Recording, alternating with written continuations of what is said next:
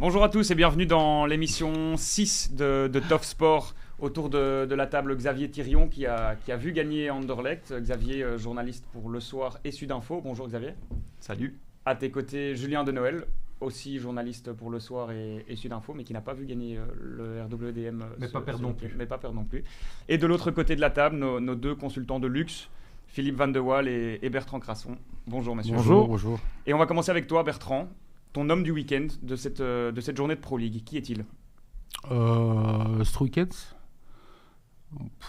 Parce que oui, c'est vrai qu'il monte en puissance, mais là je trouve qu'il est parti pour devenir vraiment un leader dans cette équipe. Et puis non, la qualité de son jeu, aussi physiquement, il est puissant. Il a trouvé sa position juste, je trouve. Enfin, David Hubert, je crois, l'a mis en place. Donc, je trouve bien jeune, talent, qui enfin peut s'exprimer vraiment comme selon ses qualités. Donc, je dirais c'est lui l'homme du week-end pour moi. Et je trouve que le match contre la Sociedad et contre le Standard, on voit son potentiel et ça va devenir un grand joueur. C'est déjà un bon joueur, très, très bon joueur, mais ça va devenir un grand joueur. Philippe, est-ce qu'on reste du côté d'Anderlecht pour ton homme du week-end ? Oui, je rebondis, donc il l'a déjà cité. Je vais pas pour un joueur, mais pour l'entraîneur, pour David Hubert. Et je pense pas qu'il faut rajouter beaucoup d'arguments pourquoi je choisis cet homme-là. Les résultats le disent. Et non seulement les résultats, parce que c'est parfois un peu trop facile de juger un entraîneur sur les résultats, encore que c'est ça qui fait la différence généralement. Mais j'ai entendu son interview à la radio et je le trouve très mature pour un jeune entraîneur et logique dans ses propos. Donc, mon homme du week-end, David Hubert. Julien ? Moi, c'est Dreyer, donc on reste dans Anderlecht, qui marque le dernier goal anderlechtois. Et je pense que c'est un but qui va lui faire du bien. Il a été beaucoup critiqué en début de saison. Et donc voilà, c'est pour un peu mettre en avant un joueur qui a été critiqué et qui ici peut, à mon avis, c'est un goal qui peut peut-être le relancer. Et on finit avec toi, Xavier. Je vais compléter Bertrand parce qu'il m'a piqué Struikens. Mais je suis d'accord aussi, c'est aussi mon homme du week-end dans la mesure où la maturité c'était sur le terrain mais aussi en dehors parce qu'il a osé remettre les ultras à leur place hier en interview. Donc à 20 ans, le gars, il a osé dire s'ils veulent du respect, ils doivent d'abord montrer l'exemple. Bon voilà, c'est quand même assez impressionnant de la part d'un jeune quête pareil. 4 mauves pour les 4 hommes du week-end. On va rester dans ce classico. Avec toi, Bertrand, 3-0. Si on n'a pas regardé le match, on pourrait se dire qu'Anderlecht a totalement survolé la partie. Mais est-ce que le Sporting t'a vraiment séduit lors de ce choc ? Il faut mettre dans le contexte de l'après-Real Sociedad aussi. C'est pas simple de tenir un niveau d'intensité pendant tout le match. Donc forcément, oui, ils ont une bonne période, une bonne demi-heure qui a suffi, on va dire, pour accélérer et pour marquer. Avec un petit peu la complicité du jeune gardien aussi du Standard. Ce jeune gardien, il est talentueux, il ne faut pas l'accabler du tout. Je crois qu'il a plusieurs clean sheets, comme on dit aussi dans les matchs précédents. Et là, parce que bon, il se loupe un petit peu, on va dire. Buts, hein. Oui, mais je crois qu'il est inutile et pas nécessaire de l'accabler. C'est un jeune talent, c'est un bon gardien. Il faut le laisser grandir et mûrir. Mais Anderlecht a été chirurgical aussi, efficace. Et voilà, un match à domicile sans supporters du Standard. Je crois qu'il n'y avait pas photo. C'est une victoire nette et sans bavure. Et je crois que c'est dans la continuité. L'équipe est en confiance, elle grandit aussi. Les joueurs sont bien en place, sont mieux mis en place, j'ai envie de dire, qu'avec Rimmer, ça c'est clair. Il y a une bonne gestion mentale aussi. On voit tout de suite la confiance des joueurs qui a augmenté. Donc voilà, mais c'est vrai que le 3-0, les chiffres sont lourds, sont durs, mais finalement logiques. Ouais. Xavier, est-ce que tu sens qu'Anderlecht, après cette double confrontation, Real Sociedad, Standard, la saison d'Anderlecht est vraiment lancée ? Je pense que c'est 2 bons résultats au niveau de la confiance. L'équipe en manquait totalement sous Rimmer. Il faut relativiser un petit peu le Classico. Bertrand l'avait préfacé en parlant d'un classique que j'ai beaucoup pensé à lui hier pendant le match parce que c'était vraiment ça. La faiblesse du Standard était quand même assez impressionnante. Et on n'a jamais senti vraiment d'engouement, même dans le stade. Ça n'a jamais été un vrai choc. Ce qui est un peu interpellant, je trouve aussi, c'est que à mettre dans le contexte peut-être inverse aussi quand tu joues un topper, comme on dit, ou un classico. Je veux dire, c'est ce qui s'est passé avec Anderlecht Bruges la saison passée. On attend au moins une réaction, on attend une réaction d'agressivité, d'engagement, au moins ça. C'est-à-dire que on peut faillir dans le jeu, on peut mal jouer, ça peut arriver, mais il y a une chose qu'on ne peut pas rater, c'est l'agressivité, l'engagement. Au niveau du Standard, je n'ai rien vu. Ça, c'est un peu... Dans l'équipe du Standard, hier, je me faisais la réflexion en les voyant sans réaction, justement. Est-ce que ces gars-là, qui sont dans le 11, savent ce que c'est un Anderlecht Standard? Je pense pas, non. Peu, en tout cas. Non, je pense pas. Du côté pas. d'Anderlecht, il y avait quand même 5-6 gars de RP, ils savent ce que c'est. Ouais. On s'est déjà posé beaucoup la question quel devait être le profil du futur coach du Sporting d'Anderlecht. Finalement, ici, on a l'impression que David Huppert a un peu rabattu les cartes en gagnant 2 matchs très importants. Est-ce que d'après toi, finalement, il devrait rester à son poste ? Moi, je pense que c'est... oui, on devrait lui donner sa chance de travailler sur le long terme. Il montre qu'il est, comme vous avez dit, il est très mature dans ses propos, dans ses idées. Tactiquement, il sait ce qu'il veut. Ses joueurs ont l'air de suivre ses idées aussi. Donc, je pense que c'est un profil qui matche bien. Et voilà, il n'y a pas besoin d'aller chercher un grand nom ou quoi que ce soit. Si ce qu'on a sous la main fonctionne, autant le garder. Philippe, on a parlé des erreurs de Mathieu et Polo. Si on te mettait dans la peau de l'entraîneur des gardiens du Standard, qu'est-ce que tu ferais passer comme message à Polo en sachant qu'il y a toujours Arnaud Baudard qui est dans les coulisses ? Ouais, l'entraîneur du Standard, des gardiens, je le connais très bien pour l'avoir eu pendant des années, Jean-François Gillet, un ami d'ailleurs, mais je ne pense pas qu'il... Et là, Bertrand a 100% raison, il ne faut pas le remettre en question. Il a été impliqué négativement dans les 3 buts. J'ai vraiment essayé de bien analyser ces 3 buts encaissés. Il peut faire mieux, mais bon, voilà. On va dire que ce sont une pression de jeunesse. Ouais. L'expérience, c'est quoi la définition de l'expérience ? C'est la somme de tes erreurs. Donc voilà, s'il peut en sortir vainqueur à court terme d'un match pareil, ça ne peut mal. Parce qu'il ne faut pas oublier que les matchs précédents, il a fait jusqu'à présent non seulement des clean sheets, parce que moi, en tant qu'entraîneur de gardien, je ne vais pas tellement me baser sur les clean sheets, sur ce classement, parce que tu peux faire un clean sheet et faire un match de merde, comme tu peux faire un super match et être battu 4-0 comme gardien. Donc ça, je prends avec une pincette, mais je ne vais pas l'accabler parce que ça fait... c'est compris dans le menu, dans la progression d'un jeune gardien. Ce que je trouve quand même aussi dommage, c'est que tout de suite, on sort de nouveau le dossier de Baudard, quoi. Voilà. Je veux dire, je crois qu'il a clairement, il est parti du projet aussi, donc pourquoi maintenant on remettra en question, tu vois, de ce jeune gardien qui est très bon. Exactement. Et qui fait son apprentissage aussi. Évidemment, bon, quand on a une presse ou un public qui n'a pas, je veux dire, la hauteur pour analyser un petit peu tout ça, bon, oui, alors tout de suite on sort, mais il faut prendre un peu de recul et surtout avoir du calme pour ce garçon, mais surtout pas revenir avec l'affaire Baudard. Je crois que le garçon, ça doit aussi le blesser, quoi. D'entendre ça, donc surtout avec un match. Surtout en un match un peu plus négatif, quoi. Vous pensez pas qu'il avait un petit peu trop de pression peut-être sur les épaules? C'est pas au nana. Il voulait peut-être trop prouver. Je pense que inconsciemment, il a peut-être voulu suracter, je vais dire, parce qu'il venait d'Anderlecht, c'est une figure connue en RP, etc. Et parfois, quand tu vas suracter, tu marches à côté de la planche et c'est payé cash. Le Standard qui normalement défend bien, mais qui attaque pas très bien. Seulement 5 buts inscrits en 10 matchs de championnat, dont 3 pénaltys. Est-ce que, Julien, finalement, le Standard a ce qu'il faut pour vivre plus qu'une saison tranquille ? Ou cette équipe va devoir se battre vraiment pour le maintien ? Je me souviens, il y a 2 semaines, j'avais dit qu'ils allaient vivre une saison tranquille, sans jouer le top, sans jouer le maintien. Je pense qu'avec le match d'hier, je revois mon jugement, je pense qu'ils vont vraiment jouer pour le maintien jusqu'au bout. On parle des Polos qui n'a pas fait un grand match, mais il faut aussi voir un peu ce qui était devant lui. Quand on voit le 3e but, la défense, les mecs, c'est des plots, quoi. Ça, comment la manière dont Dreyer reçoit le ballon, se retourne et frappe, je veux dire, et Polo, il n'y a pas que lui qui est fautif, quoi. Et c'est un peu le problème du Standard. Ils ont fait un début de saison où la défense tenait très bien. C'était un peu miraculeux finalement quand on voit les joueurs. Et ils essayaient par-ci par-là de mettre un goal pour arriver à prendre des points. Ici, l'attaque, c'est la même chose, ils sont pas bons. Et la défense, le miracle est fini. Donc ça va être compliqué pour moi de tenir la saison comme ça.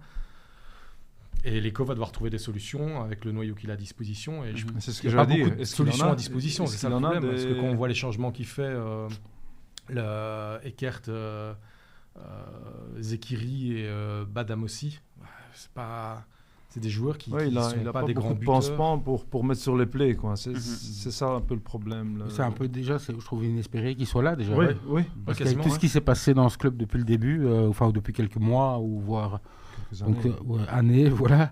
Je crois que c'est inespéré de se retrouver là. Donc il n'y a pas de stress supplémentaire à mettre sur cette équipe.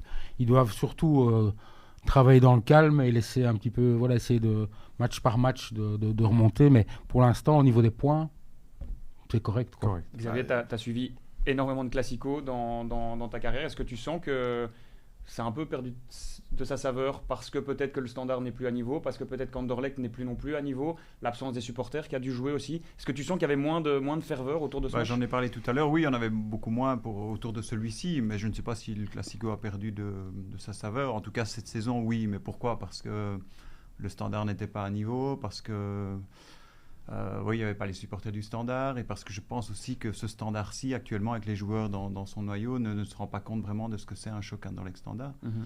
Et ça, on n'a pas senti vraiment une passion dans les gradins. Dès le début du match aussi, je ne sais pas, vous avez suivi, on sentait qu'Anderlecht avait d'office la maîtrise. Je n'avais pas l'impression qu'à un moment, le Standard pouvait inquiéter Anderlecht. Ce Standard est beaucoup trop passif. Il n'y a pas de combativité dans cette équipe, je trouve. Il y a juste aller à la limite O'Neill dans le milieu de terrain. Ouais. C'est un peu comme Bertrand c'est dit, à que ce je dis, moment-là, faible, hein. tu dois te retrousser les manches, mettre tes qualités, soi-disant footballistiques, entre guillemets, Et il y a sur le l'engagement, côté, ouais. et rentrer dedans. Et il y a Ça, pas c'est ça. montrer l'importance d'un classico. Et ici, on n'a pas. Il y a Et pas c'est ça. l'entraîneur qui doit normalement lancer ça. C'est un tout. Hein. L'entraîneur, il n'est pas sur le terrain. Hein. Il, peut Oui, puis donner, je pense- il peut te donner un couteau au sens figuré avant le match pour dire on joue avec ça entre les dents. Mais une fois que tu es sur le terrain, voilà. Je pense que c'est dans la personnalité des joueurs, du Je noyau. pense. Il n'y a pas Non. des gars qui sont comme ça. Un Florian Urban comme dans le temps, par exemple. Quelque chose dans ce genre-là qui dit les gars, pas avec moi aujourd'hui. Déjà ça. Ah Tu ouais. peux être battu à ce moment-là. L'autre gros choc du week-end, c'était le duel entre le club de Bruges et l'Union. L'Union qui séduit, mais qui ne gagne pas. 5e match nul depuis le début de la saison en championnat. Bertrand, est-ce que tu t'inquiètes pour cette équipe? Pas trop. Je crois qu'il faut aussi un peu les laisser tranquilles, aussi la pression, évacuer la pression de cette équipe et sur l'entraîneur aussi. Je trouve que chaque année, renouveler l'attaque, c'est pas facile. Hein, depuis 2-3 ans, il y a d'abord eu Undav Van Zer, et puis il y a eu Boniface, et puis il y a eu Puertas, et puis Nilsson. Donc c'est tous les nouveaux attaquants qui arrivent chaque fois. Et contre Glimt, là, en semaine, ils ont été un peu maladroits devant le but. Ok, ça peut arriver, mais bon, ici, le fameux choc a accouché d'une souris. Hein, c'était pas super, mais l'efficacité, c'est difficile à... C'est pas très logique. Parfois, on peut marquer facilement. Ivanovic, aussi la semaine passée, avait marqué aussi. Enfin, bon, je crois que l'efficacité, c'est le problème peut-être numéro 1. La confiance aussi. Mais du côté de Bruges, on peut aussi, sans Mignolet, qu'est-ce qu'ils font, Bruges aussi? Ils sauvent les meubles chaque fois, chaque semaine pratiquement aussi. Donc moi, l'Union, pour moi, il n'y a pas de problème.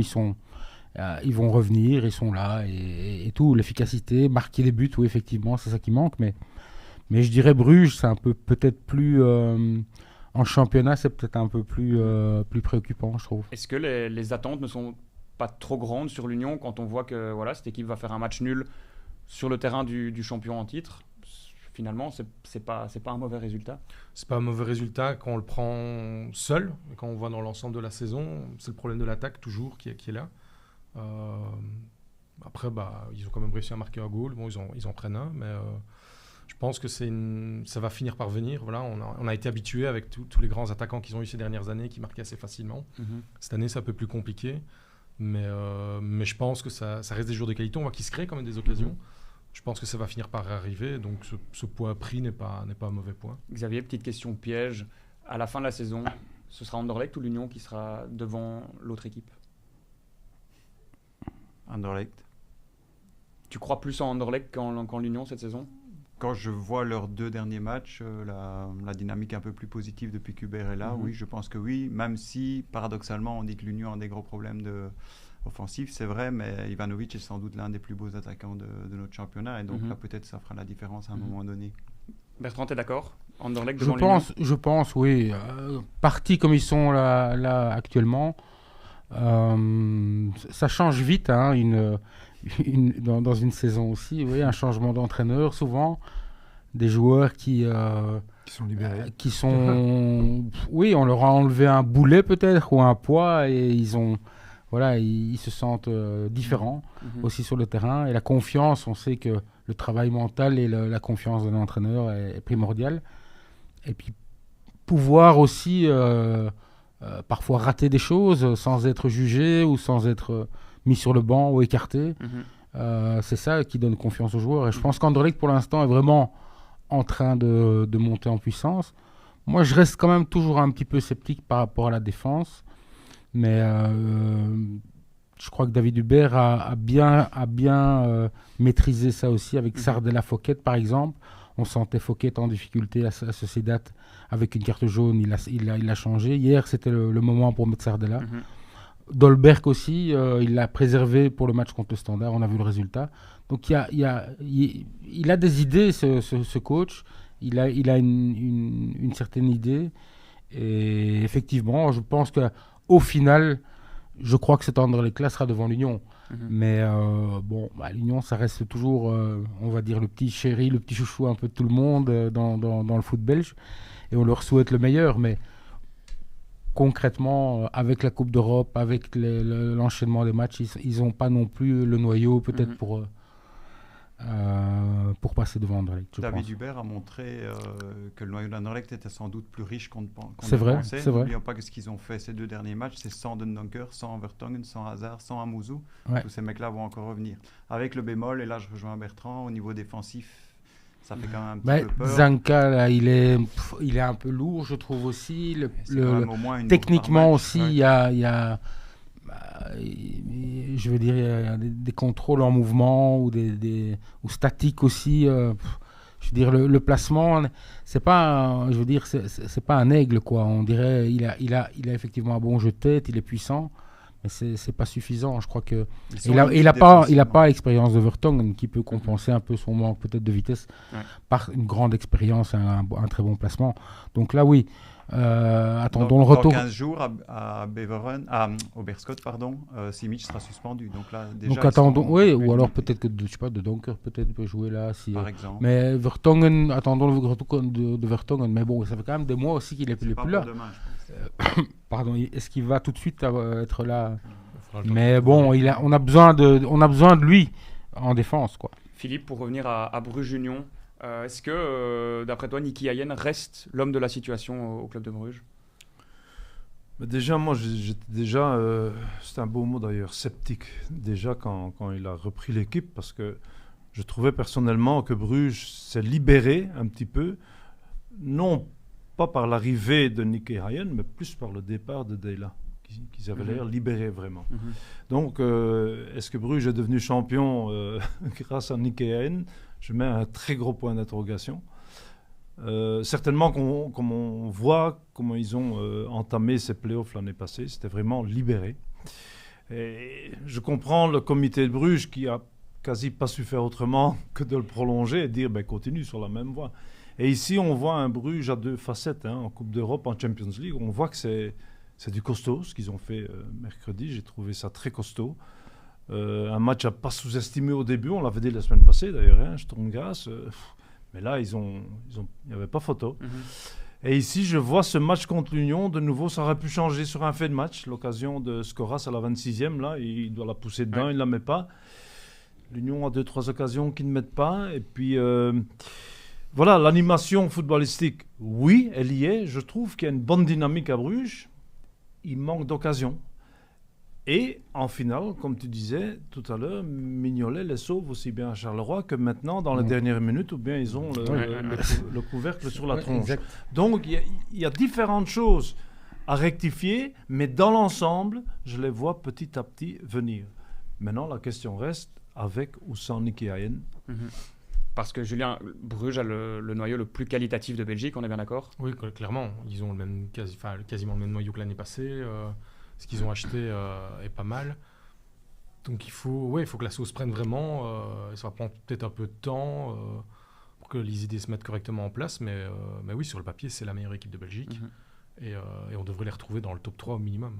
Ouais. Pas de Pro League ce week-end, mais une trêve internationale avec les Diables Rouges qui affrontent l'Italie, puis la France. 2 matchs qui seront sans Romelu Lukaku, qui pourtant le week-end dernier a marqué un but et réalisé 2 assists. Il était titulaire. Et ensuite, il était aussi à Anderlecht en spectateur. Est-ce que tu comprends l'absence de Lukaku dans cette sélection ? Je comprends surtout que ça puisse choquer pas mal de personnes, effectivement, surtout le fait qu'il ait été un petit peu la star du Classico, sans doute la plus grosse star du Classico. Mais d'un autre côté, je pense même, j'en suis même certain, c'est assez révélateur de ce qui se passe actuellement dans le groupe des Diables. Romelu qui refuse une sélection en équipe nationale, même pour des matchs amicaux. Avant, il ne le faisait pas. Sous Martinez, jamais il l'aurait fait. C'était le premier à venir. C'est le patron du vestiaire. Et là, sous Tedesco, il se permet de ne pas venir, de jouer avec Naples, d'être en forme, de faire son show à Anderlecht. Je ne pense pas que ce soit un hasard, tout ça. Et je pense que ça me met quand même en lumière le souci Tedesco parmi les Diables. Bertrand, est-ce que justement, ça te serait venu à l'idée de rater une sélection avec les Diables ? Non, mais c'est un refus un peu camouflé, quoi. Je veux dire, sous le fait de non, je dois travailler ma condition. Je reste. Comment mieux travailler sa condition qu'en venant jouer un match amical, jouer un match des nations, quoi, de Ligue des Nations. Mais c'est révélateur d'un nouveau problème encore qui s'ajoute. Donc il y a le problème Courtois qui est quand même pour moi le problème majeur de cette équipe nationale. Le deuxième problème, c'était, je pense, un peu cette rupture avec les supporters. Aussi après le match contre l'Ukraine, là, ils ne voulaient pas aller saluer le public. Troisième problème, De Bruyne aussi, qui voulait arrêter visiblement après le match contre la France. Quatrième problème, Lukaku, qui dit non, je ne viens pas. Je vais courir, je vais rester à la maison, je vais courir un peu autour du terrain parce que j'ai besoin. C'est quand même hallucinant. Donc c'est vrai qu'officiellement, je vais travailler en condition, mais je pense qu'officieusement, je crois qu'ils n'ont pas trop envie de venir. Courtois l'a dit en tout cas, lui. Il a dit tant qu'il est là, je ne viens plus. Ouais. Bon, il a pris ses responsabilités. Au moins c'est clair, ça a le mérite d'être clair. Lukaku, c'est pas encore dit de cette manière-là. Peut-être beaucoup l'ont compris. De Bruyne, il est blessé. Mais bon, voilà, on a plus sur le terrain. Courtois, De Bruyne, Lukaku sont pas là.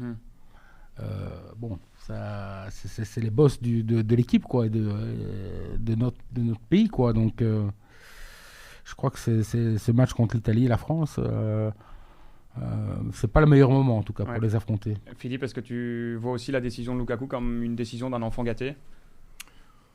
Ça, tout le monde va faire ça à sa sauce, va définir son absence à sa façon.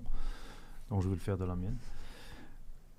Je trouve, et je suis peut-être un peu vieux jeu, où nous le sommes, cher Bertrand, c'est que une sélection nationale ne se refuse pas. Ça, c'est impossible, sauf sous blessure, bien évidemment. Mais ici, on est dans un cas, non, je ne viens pas, dis carrément, j'ai pas envie. Voilà, il ne faut pas tourner autour du pot. La seule chose, je ne comprends pas, dans un mois, Lukaku et consorts, on va dire, vont revenir avec la main sur le cœur, sur le blason, en disant « je suis ». Non, viens aussi maintenant et joue les matchs de moindre importance. Pour ça que je dis une sélection ne se refuse pas en équipe nationale. Ça ne sert à rien de dire « je suis belge ». Non, non, non, tu viens ou tu ne viens pas si tu es blessé. Mais il y a encore d'autres petites choses qui... J'avais un entraîneur d'antan, Jankovic, quelqu'un que j'appréciais énormément d'ailleurs, Alexandre Jankovic, qui disait, et je rebondis sur ce que tu disais avec les 4-5 problèmes, que beaucoup de petites merdes font une grande merde. Et c'est un peu, au sens figuré, ce qu'on a pour le moment en équipe nationale. Et même derrière les rideaux, je vais dire, hein, le président, si c'est plein, quand on arrête, on prend un autre... ça glisse beaucoup sur le sol de l'équipe nationale. Est-ce que, Julien, le problème n'est peut-être pas plus global et finalement, quand on voit les absences de De Bruyne, il revient de blessure, de Lukaku, de Mbappé, Est-ce que ça ne montre pas qu'en fait cette Ligue des Nations n'est pas prise au sérieux par les joueurs ? Il y a peut-être ça, mais je pense aussi qu'il y a un problème de communication. À la limite, Tedesco, quand il avait dit la Ligue des Nations pour nous, c'est pour préparer la suite, il aurait dû dire, même si c'est pas vrai, mais dans la communication, dire je reprends pas Lukaku, je reprends pas De Bruyne, parce qu'ils sont déjà âgés, que c'est des cadres anciens, pour préparer la suite et donner leur chance à d'autres. Et voilà, on est dans un cadre de Ligue des Nations où on fait des tests. Et ok, il n'y a pas Lukaku, il choisit de ne pas le prendre. Même si derrière, c'est pas vrai que Lukaku veut pas venir, mais peu importe. Là, on se retrouve comme toujours avec Tedesco, problème de communication, où il dit une chose en disant je vais dire la vérité, mais je donne pas tout. La vérité arrive d'un autre côté, mais pas complètement, et on est toujours là en train de nager entre deux autres, savoir qui dit vrai, qui dit pas vrai, est-ce qu'ils ont envie, est-ce qu'ils ont pas envie, et comment est-ce qu'ils gèrent le groupe, comment est-ce qu'ils le gèrent pas. C'est de la communication. C'est pas clair dans la communication non plus. Ça aurait été beaucoup plus noble, je trouve, de dire bon voilà. En plus, c'est une compétition qui pourrait justement servir à ça, à mettre que des jeunes. Tous ces nouveaux qui arrivent là, se mettre peut-être Mika Götze que j'aurais voulu voir, mais enfin bon soit. De Ketelaar, Borno, Conny De Winter aussi qui joue. Voilà, Ligue des Nations. Oui, c'est l'occasion de les titulariser. C'est l'occasion de les voir à l'œuvre. Dire allez, on met tous les jeunes, nouvelle génération, nouveaux talents. Les De Bruyne, Lukaku, on vous connaît, vous êtes les boss. On vous appellera quand il y aura des grands matchs. Mais ici, la Ligue des Nations, c'est une compétition, je trouve, qui est même faite pour ça. Les gamins seraient hyper motivés parce que c'est l'équipe nationale. Et les plus vieux contents. Et les plus vieux contents parce qu'ils peuvent rester avec leur famille. Quand on voit mais voilà, mais c'est ce que je dis, ça manque de clarté, c'est pas clair. Ici, au moins, ici, on est face à une sélection à la carte de nouveau. C'est comme si on faisait ce qu'on reprochait à Martinez. On est et il y a des avis. Tout le monde est entraîneur national, hein, les journalistes, les anciens joueurs, tout le monde est entraîneur national dans ce cas-là. Et tout le monde dit, ouais, mais celui-là aurait dû être dedans. Moi aussi, quand j'ai vu la sélection, et j'ai vu que Hans Van Aken n'était même pas dans la sélection. J'ai dit, mais non, mais c'est pas possible. Le gars, quand même, qu'on soit pour Bruges ou pas, c'est vrai qu'il n'a pas de grosse personnalité, que c'est pas le mec qui va arriver en jupe ou en Rolls-Royce à Tubize, on est d'accord.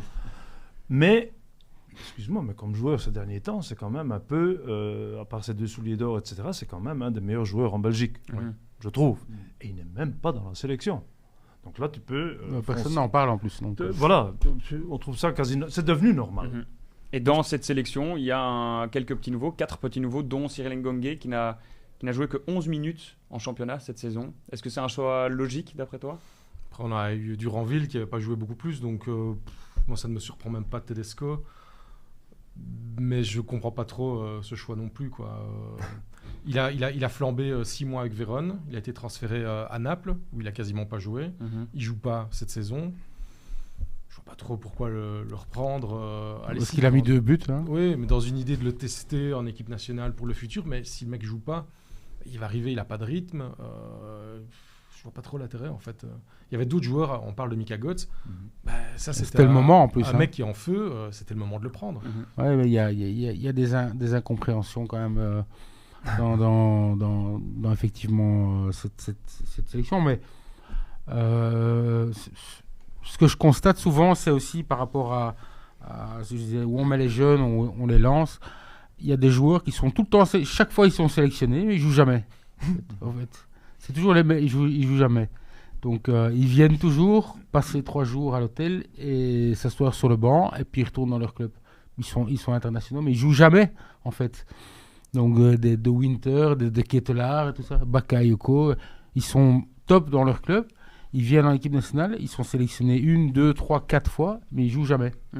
Donc oui. Par contre tu as effectivement un gars comme Duranville ou quoi qui joue 17 minutes en 2 ans, et lui, il peut jouer, tu vois. Donc, il y a des choses qui sont quand même pas très logiques. Mais bon, voilà, on espère tous qu'on fera des bons résultats, parce que c'est quand même 2 grosses nations qui nous attendent, l'Italie et France. Mais moi, je préférerais voir carrément une nouvelle génération de jeunes et les lancer dans le bain. Qu'est-ce qu'ils risquent ? Pas grand-chose. Un autre qui ne devrait pas jouer, c'est le 3e gardien, Maarten van de Voort, qui a été sélectionné, et j'ai l'impression que ça ne te plaît pas beaucoup. Je continue sur le tapis rouge. Hein. il faut m'expliquer. J'aimerais bien avoir la raison. Le gars, il était titulaire à Genk, qu'on aime, qu'on n'aime pas, qu'on dise qu'il soit bon ou pas. Enfin, ça, c'est un autre débat. Mais il était titulaire à Genk, avec des prestations, on va dire, bonnes, très bonnes, mais bon, pas très grand style, etc. Mais soit.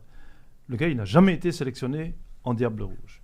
Il va au Red Bull Leipzig, il a devant lui un gardien, ça il le savait déjà à l'avance, hein, Peter Gulacsi, de classe européenne, je trouve. Il est sélectionné. Et il n'a pas joué une seconde cette saison. Il faut m'expliquer. Moi, je ne comprends rien. Prends alors, à mon humble avis, un gars comme Kosemans, qui sait, à la force de ses prestations, il le mérite, récompense un mec comme ça, qui a peut-être été surpris lui-même d'être titulaire grâce à sa prestation. On ne parle plus de transfert de gardien à Anderlecht. Chapeau, mais récompense-le, c'est comme troisième gardien.